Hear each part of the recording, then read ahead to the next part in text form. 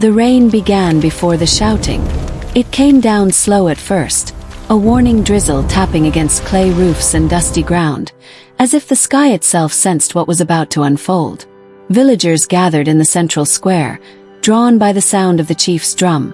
3 sharp beats that meant judgment. No one came willingly. Torches were lit, their flames trembling in the wind. Shadows stretched and twisted across the mud walls as people formed a silent circle. At the center stood the village chief, tall and rigid, his ceremonial cloak heavy on his shoulders. His face was carved from stone, no warmth, no doubt, only authority. And before him stood his wife. She was barefoot. Her dress was soaked at the hem, clinging to her legs, and her hair hung loose down her back, unbraided for the first time since her wedding day. One hand rested instinctively on her swollen belly. The other trembled at her side. She was 8 months pregnant. No one met her eyes. The chief raised his hand, and the murmurs died instantly. "This woman," he announced, his voice cutting through the rain, "has brought shame upon my house."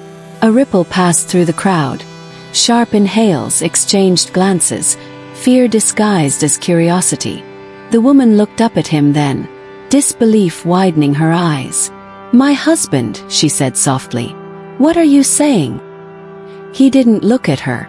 Instead, he turned slightly, addressing the elders seated behind him.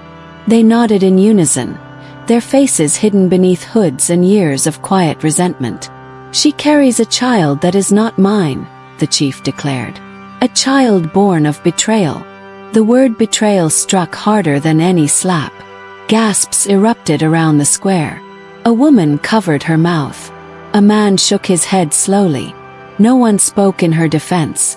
The accused wife staggered back as if struck. "That is a lie," she said, louder now, panic threading through her voice. "You know it is a lie." At last, the chief turned to face her. His eyes were cold, eyes that once softened at her laughter, eyes that once followed her through their home as if she were the only thing worth seeing. "Do not speak," he warned. Tears welled in her eyes, but she forced herself to stand tall. "You sent for me tonight without explanation," she said. "You stood beside me this morning as I prepared medicine for the sick. You kissed my forehead. And now you call me unfaithful before everyone." Her voice cracked. "I have never shared my bed with another man. This child is yours. By the spirits, by my blood, by—" "Enough," he roared. Thunder answered him, shaking the square. "You will not curse me with oaths," the chief snapped. "The elders have spoken. Signs have been seen. Whispers heard. Your pregnancy came too soon after the last mourning season. Too soon." She stared at him, realization dawning slowly, painfully. "This is not about timing," she whispered. "This is about fear." His jaw tightened. The woman turned to the crowd, desperation spilling from her eyes. "You know me," she pleaded. "I have delivered your children.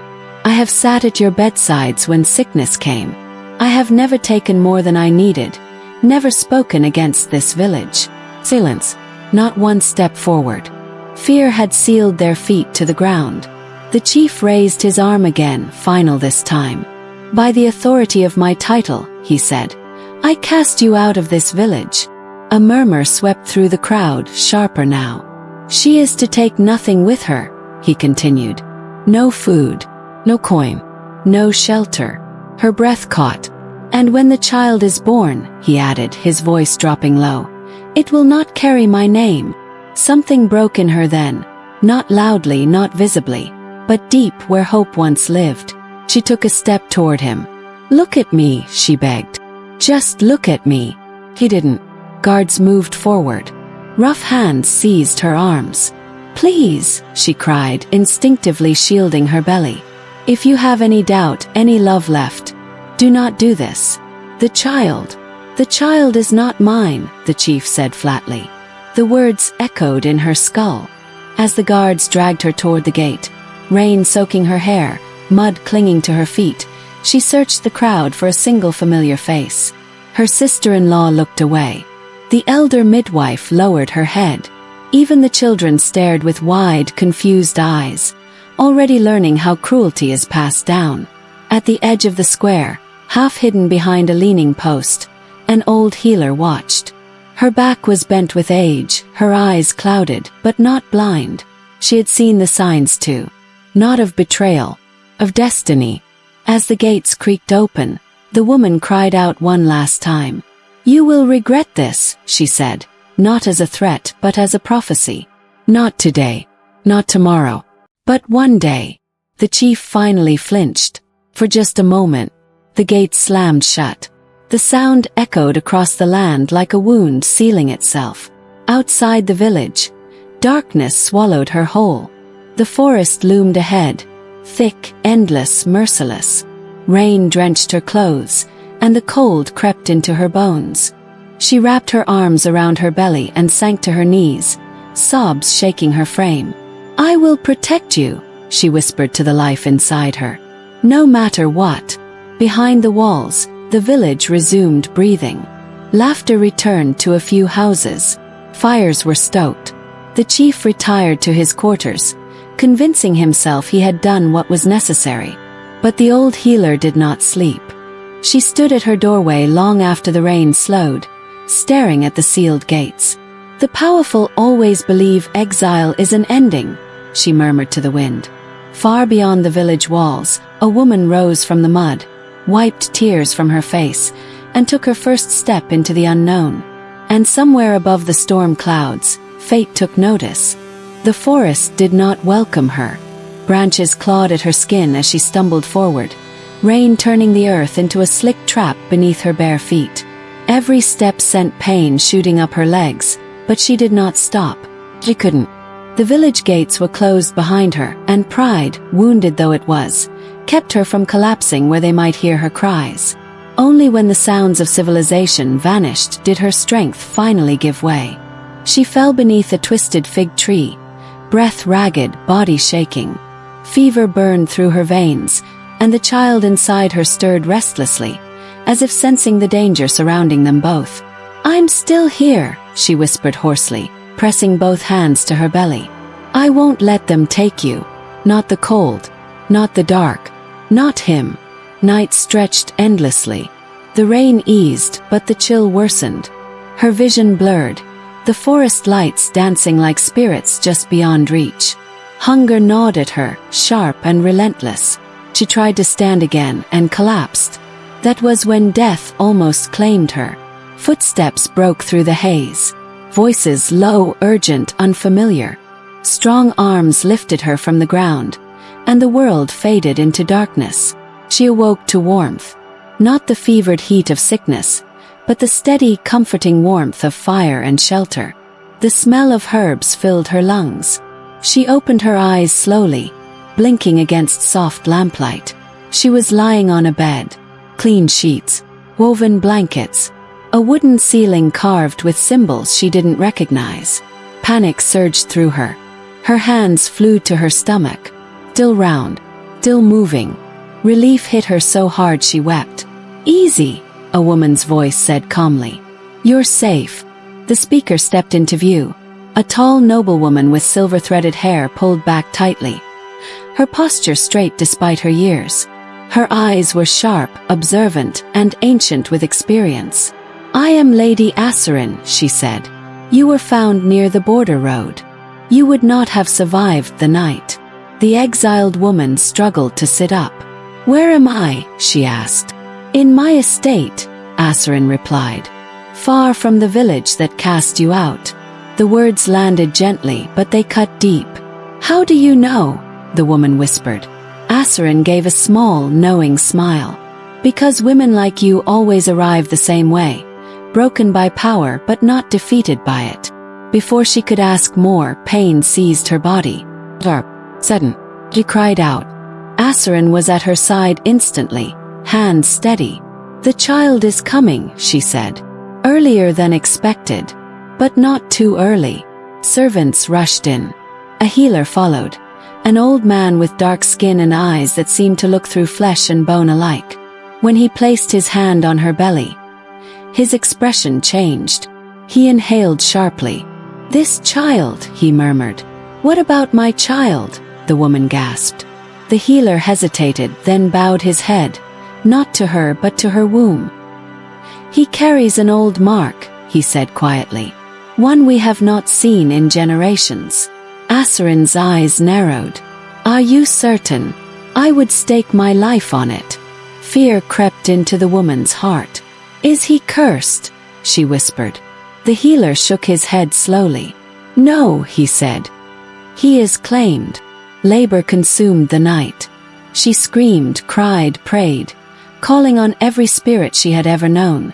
Pain tore through her body, but beneath it was something else.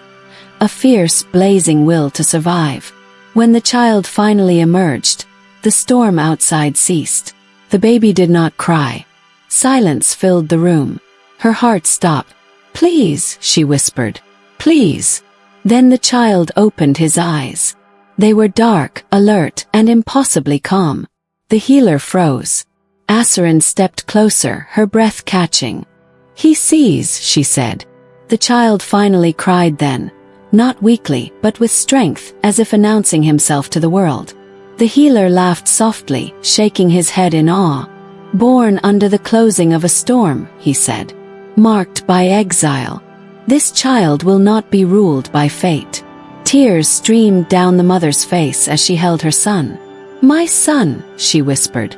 "You lived." Asarin watched them with quiet intensity. "Tell me your name," the noblewoman said. The woman hesitated. "I no longer have one that matters." Asarin considered this.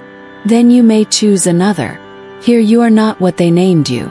You are what you become." Recovery was slow. The woman's body had been pushed beyond its limits, but Asarin's estate was a place of patience and discipline. Every day, she was given nourishing food, clean water, and rest, luxuries she had not known even as a chief's wife. She learned that Asarin was once more than a noblewoman. Once, she had worn a crown. Politics had driven her into quiet exile, not of punishment but of choice. She had built this estate as a sanctuary for knowledge, trade, and those discarded by power. "Rulers fear what they cannot control," Asarin said one evening as they walked the gardens. "You frightened your husband the moment you became stronger than his shadow." The woman looked down at her sleeping son, wrapped against her chest. "I was never stronger than him," she said. Asarin stopped walking. "You survived him," she replied. "That is far rarer." As weeks turned into months, the woman healed. Her hands, once used only for tending wounds, learned trade accounts and negotiation. She listened when Asarin spoke of alliances, of roads and markets, of how power truly moved. "You do not rule by shouting," Asarin taught. "You rule by becoming necessary." The child grew quickly, too quickly. By 6 months, his gaze followed conversations. By 1 year, he spoke simple words with unsettling clarity. Servants whispered of him in awe, calling him the quiet one. The healer returned often to observe the boy. "He remembers things he has never lived," the old man said once. "Watch him." One afternoon, the child reached for a map etched into stone, a map of kingdoms, borders, and rivers. His small fingers rested on a single mark. Asarin stiffened. "That region," she said slowly, "has not existed in 50 years. The boy looked up at her. "It will again," he said. Silence fell. The woman felt fear, for the first time not of loss, but of magnitude. "What have I brought into this world?" she whispered that night. Asarin stood beside her, gazing at the sleeping child. "Not a weapon," she said. "And not a curse." She turned to the woman, eyes steady. "You brought balance." Beyond the estate walls, seasons turned. News arrived of failing crops, of unrest, of a village chief growing harsher by the day. The woman listened without comment. She was done begging. She was done defending herself to ghosts. She watched her son sleep and made a promise, not to fate, not to spirits, but to herself. "I will build a world where you never have to ask for mercy," she whispered. And somewhere far away, a man who thought exile was the end slept uneasily, unaware that the child he denied had just taken his first step toward destiny. Power did not arrive with banners or battle cries. It arrived quietly, measured in ledgers, sealed in handshakes, carried on the backs of caravans that never arrived late and never returned empty. Years passed like this. The woman who had once been driven barefoot into the rain now stood at the center of a growing trade network. Her name spoken with respect in markets she had never dreamed of seeing. Few knew her past. Fewer still knew her pain. She had learned early that stories, like wounds, healed better when left untouched. At Lady Asarin's estate, learning was relentless. At dawn, she studied languages and contracts. By midday, she walked among traders and guards, listening more than she spoke. At night, when the estate grew still, she pored over maps by candlelight, roads, rivers, choke points of commerce. Asarin watched her closely. "You think like someone who has lost everything," the former queen said once. "That makes you dangerous." The woman only smiled faintly. "I think like someone who refuses to lose again." Her son grew alongside her ambitions. He was no longer just gifted, he was unsettling. By the age of 5, he could read expressions with uncanny precision. By 7, he corrected scribes without arrogance. He rarely spoke unless spoken to, but when he did, adults listened. Servants noticed how arguments ended when he entered a room. Merchants noticed how negotiations shifted when his quiet gaze settled on them. Asarin noticed everything. "He does not dominate," she said thoughtfully. "He redirects." The woman watched her son spar with older boys in the yard, not with strength, but with timing, using their momentum against them. "He learns balance," she replied, "because imbalance nearly killed him." When Asarin fell ill, the estate changed overnight. The former queen's breath grew shallow, her movements slow. Physicians came and went, shaking their heads.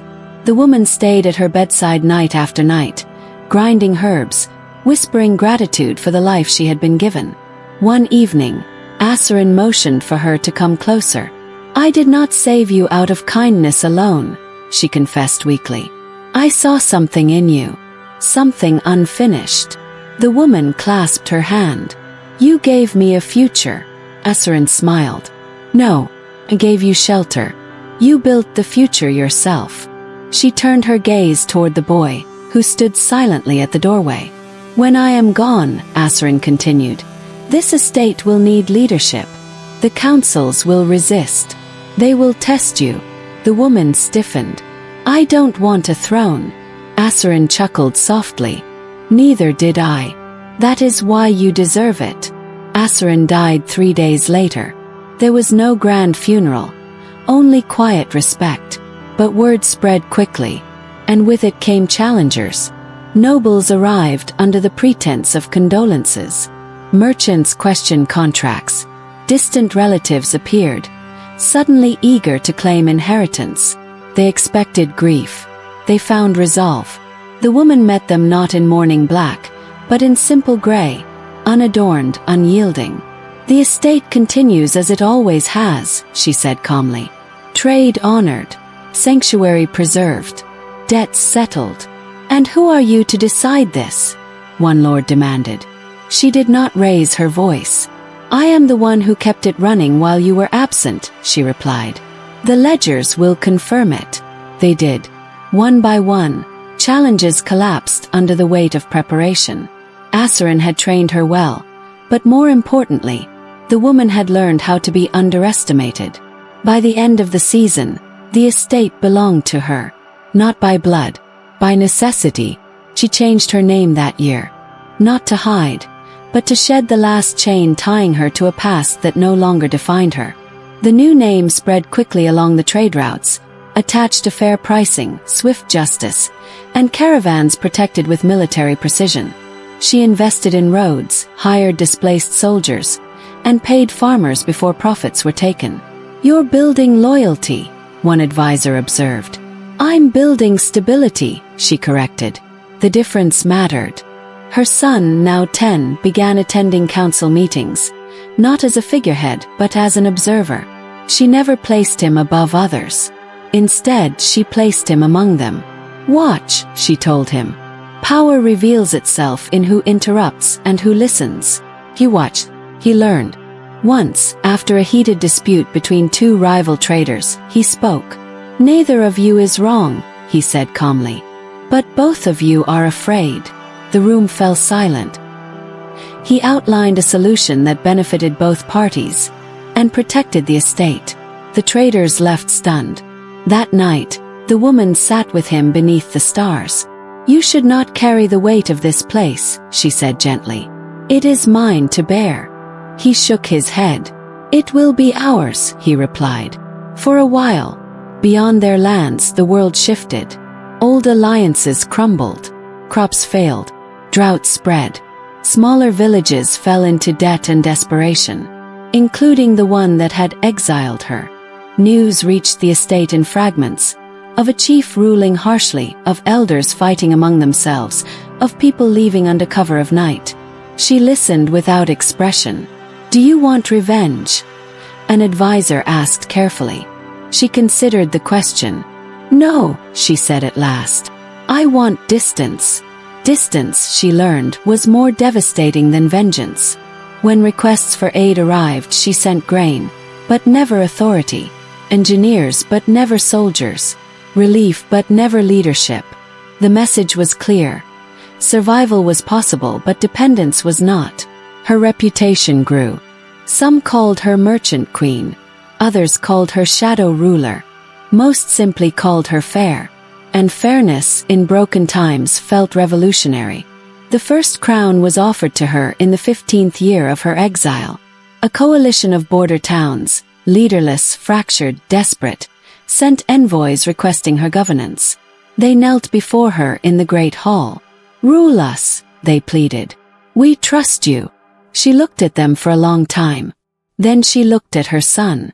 "What do you think?" she asked him quietly. "They're not asking for power," he said. "They're asking for order." She turned back to the envoys. "I will not rule you," she said. "But I will protect you." The agreement she drafted that night would later be studied in academies. Shared authority, transparent taxation, rotational councils. A crown was forged anyway. Not of gold. Of silence. It was the silence of fear fading. Of roads becoming safe. Of children sleeping without hunger. And in that silence, her past finally lost its voice. Far away, in a failing village, a former chief stared at empty granaries and wondered when the world had stopped answering him. He did not yet know the name of the woman who now shaped his fate. But fate, unlike power, never forgets. And it was walking steadily toward him.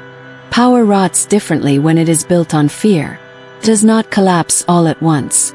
It peels away, layer by layer, until the ruler stands exposed, clinging to a title that no longer answers him. The village chief learned this slowly. The first signs were small. Caravans stopped coming. Traders who once bowed deeply now lingered at the edge of the square, making excuses about safer routes and better prices elsewhere. Grain arrived late, then not at all. Wells ran low. The elders argued more openly, their whispers no longer careful. The chief responded the only way he knew how. With force. He raised taxes. He conscripted men to guard roads that led nowhere. He punished dissent publicly, hoping fear would restore order. Did not. It only taught the village how fragile his power had become. At night, he dreamed of rain and a woman walking away from him, her back straight, her head unbowed. He woke with his heart pounding, convinced he had heard her voice. "You will regret this." He told himself it was guilt. He was wrong. The collapse came during the second failed harvest. Drought cracked the land, splitting fields into jagged scars. Children grew thin.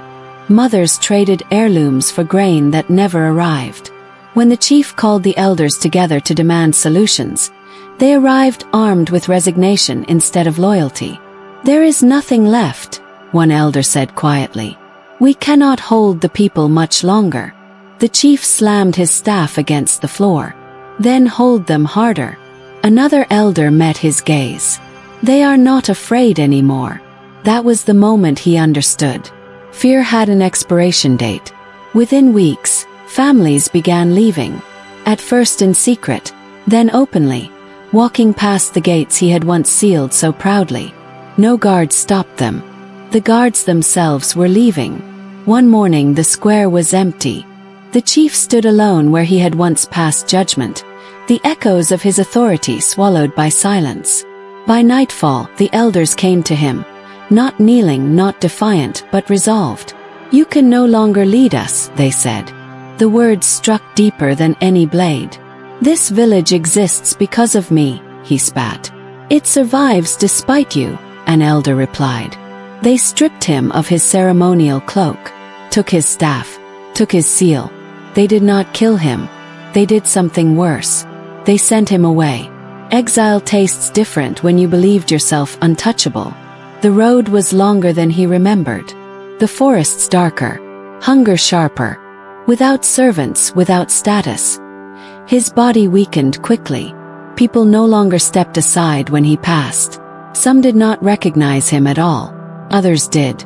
One evening, he begged for food at a roadside fire. A woman glanced at him and laughed. "You look like the chief who ruined his village," she said.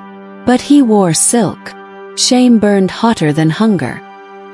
He learned to sleep lightly, clutching his few remaining possessions. Learned how invisible a man could become when his name meant nothing. Weeks turned into months.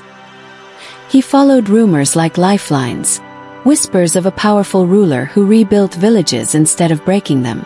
A leader whose caravans fed the hungry and whose roads were safe even at night. Some called her queen.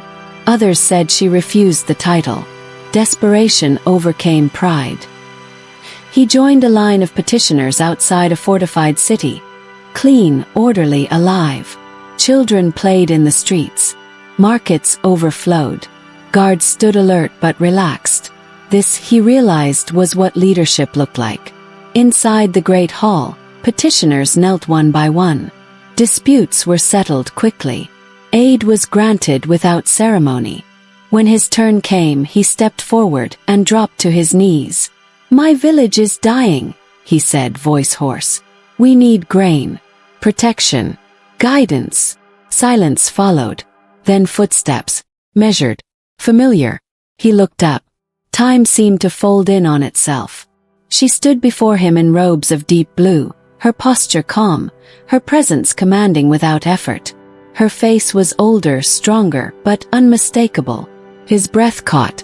"You," he whispered. Her gaze held his without flicker. "Yes," she said softly. The hall was deathly quiet.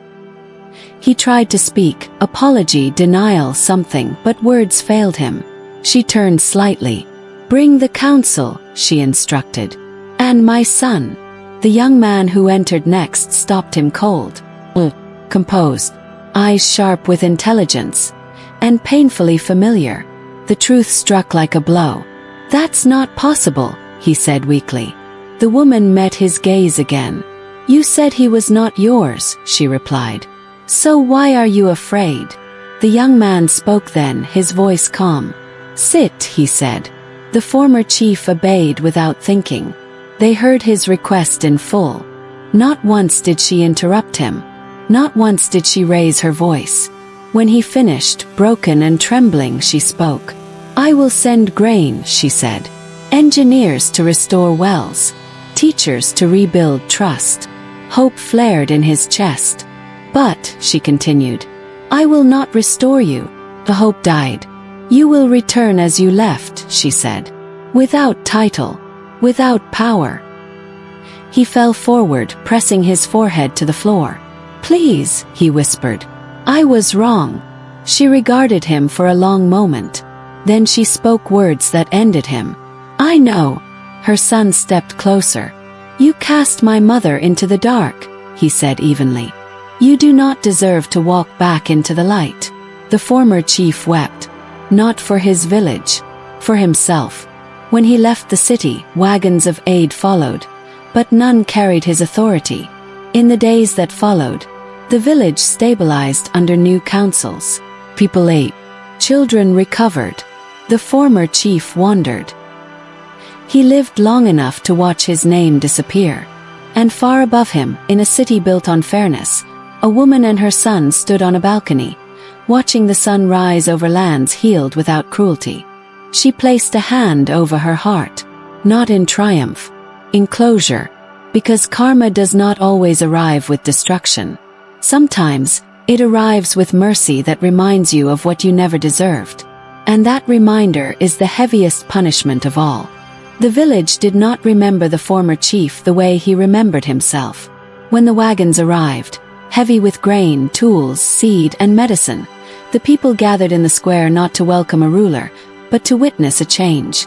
New councils were formed, chosen by voice and vote rather than fear. Elders who had once hidden behind the chief's authority now stood accountable before their neighbors. And the former chief stood among the crowd, unnoticed. No one asked him to speak. No one asked him to leave. He existed in a space worse than exile, irrelevance. He watched as engineers rebuilt wells he had let crumble. He watched as disputes were settled without shouting, without punishment. He watched children laugh again, unaware of the man who once ruled their parents with raised voice and clenched fist. At night, he lay awake in a borrowed corner, staring at the ceiling, haunted by memories that no longer carried power. He replayed the night of the storm endlessly, the torches, the rain, the way she had looked at him one last time. He had believed that removing her would preserve his authority. Instead, it had removed his future. Far away, in the city that had become the center of a new order, the woman stood before a gathered assembly. They had come from many lands, village heads, merchants, teachers, soldiers. Some bowed, some did not. All listened. "My mother once told me," she began, "that leadership is not proven when you are obeyed. It is proven when you are no longer needed." The whole was silent. "I will not rule forever," she continued. "And neither will my son. What we build must outlast us." Her son stood at her side, not above anyone, not behind her. "Cool." A council member spoke carefully. "Then what do we call you?" She considered the question. "Call me nothing," she replied. "Names distract from responsibility." They smiled at that. They always did. The former chief arrived at the city months later. Not to beg this time. See, age had bent his shoulders. Hunger had hollowed his cheeks. But curiosity, mixed with regret, pulled him forward. He stood at the edge of the square, watching a hearing unfold. Two traders argued. A council listened. Evidence was weighed. A verdict delivered, clear, calm, final. No guards dragged anyone away. No threats were spoken. The former chief felt something twist in his chest. This was what power could have been. A child ran past him laughing. Another followed. No one flinched at raised voices. No one feared the night. He had once believed fear kept people safe. He now understood it only kept them small. He turned to leave and froze. She was there, not on a throne, not surrounded by guards, just standing near a fountain, speaking with a group of women, her posture relaxed, her laughter quiet. For the first time since their reunion, she noticed him first. Their eyes met. Time did not stop, simply acknowledged them. He approached slowly, hands empty, head bowed, not in performance but exhaustion. "I won't ask for forgiveness," he said hoarsely. "I know I don't deserve it." She studied him for a long moment. "You're right," she said. The words landed without cruelty. "I only wanted to say," he continued struggling, "that the child, your son, he is remarkable." Her gaze sharpened, not defensively but protectively. "Yes," she said. "He is." Silence stretched. Finally she spoke again. "You were wrong about one thing," she said. "Exile did not break me." He nodded. "It freed you," he whispered. She inclined her head slightly. "Yes." That was all. He turned away. And that, more than anger, ended him. Years passed. The former chief faded into obscurity, remembered only as a cautionary tale told quietly to young leaders. His name became shorthand for arrogance. His story a lesson in what happens when fear replaces wisdom. He died without ceremony. No one mourned him. The woman did not celebrate that. She did not need to. She had already won something greater than revenge. Her son grew into his role gradually, never claiming power without consent, never assuming obedience without trust. He traveled widely, learning languages, studying histories, listening more than speaking. One night, as they stood on the same balcony where they had once watched the sun rise after the chief's fall, he turned to her. "Do you ever wonder," he asked quietly, "what would have happened if he had believed you?" She considered the question carefully. "Yes," she said, "but only as a reminder." "Of what?" "That the smallest choice can decide the shape of an entire life."